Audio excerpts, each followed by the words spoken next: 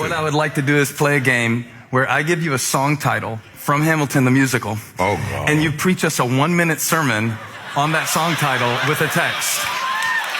And how many of you would love to experience this? I thought you would. How y'all doing over there? This is going to be the best night of your life. Starts right now. Starts with this. Okay. So the song that you came out to, My Shot. What's the text and what's the sermon? My Shot. My Shot is the young prophet who Elijah commissions to shoot the arrow. And depending upon how far he shoots it, it determines, well, what he could have had. And said, if you would have struck the ground more times, you could have gone further. The power of the text exists in the reality that God does not make the shot for us, but he gives us all of the ingredients that are necessary to be successful. And so when it's my time to make my shot, you see, I can't wait on God to make the shot, but I have to have the will and the tenacity and the vision and the drive to pull all the way back far enough to take my shot. Touch your neighbor and say, it's my shot. If I shouted for you when you had your shot, shout for me when I had my shot. If I was glad for you when you had your shot.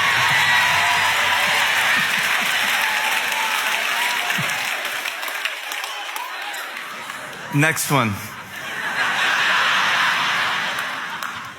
The room where it happens. Oh, gosh. Thomas coming into the upper room after Christ is risen from the dead, and he comes into the room having missed the initial inaugural moment that Christ reappears to his disciples. Now he comes to the room. The power of being in the room will determine the destiny of his ministry and his life. He comes to a room that he enters into the door, but Christ comes through the door. Spirit enough to come through the door and man enough to eat fish inside the door. He boggles the mind of the disciples, but that was not what convinced Thomas to believe. What caused Thomas to believe, because otherwise Thomas would have thought he was a ghost. He says, reach hither your hand and feel the nail prints in my hands and touch my side, and be not faithless, but believe. And all of a sudden, the doubting Thomas is converted only because he is in the room. Now, touch your neighbor, say, I'm in the room. Even if I'm in overflow.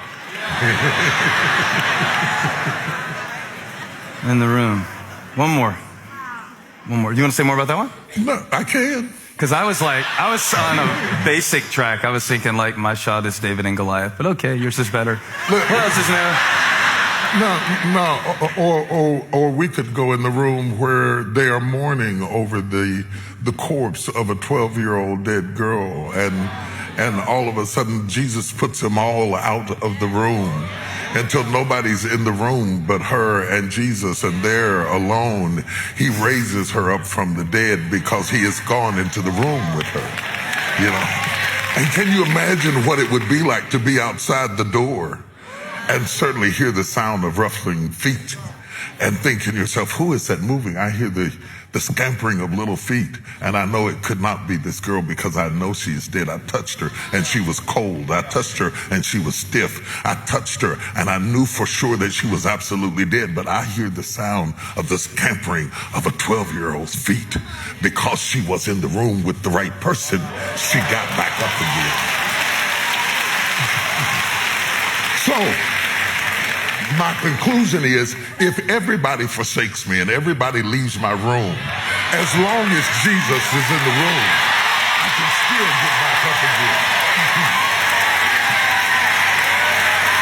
So to all of you out there who are weeping over who walked out the room, who left you, who forsook you, who did not stand there with you, as long as you've got Jesus in the room, you can still get back up again. I want to be in the room.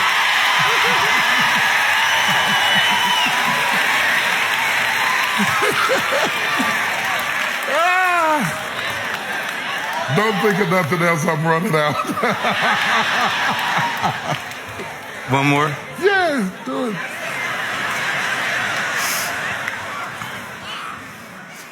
Who lives, who dies, who tells your story? Who lives, who dies, who tells your story? Early in the morning, the breaking of day, the women wrap themselves up to go down to the tomb, loyal to a Jesus who has become extremely controversial, has been executed, not crucified, executed on the cross. And yet they are still going down, even though he did not do what they thought he was going to do. These women rise up early and go down to the tomb. Only when they arrived at the tomb with the dew on the ground and the mist in the air and the fragrance of death still lurking in the inner chamber, the stone has been rolled away. And sitting on top of the stone on each side is an angel saying, he is not here. He has risen from the dead. And the question then becomes, since he is not here, who tells the story? This woman comes running back. It is totally inappropriate in a misogynic age that a woman would be the first one to carry the message. But there are some times and some seasons that you have to break the protocol of the day. Because Jesus was looking for somebody who was bold enough to walk into a room full of men and tell them, I know for myself, he is risen from the dead. I am alive to tell his story. Good night, everybody.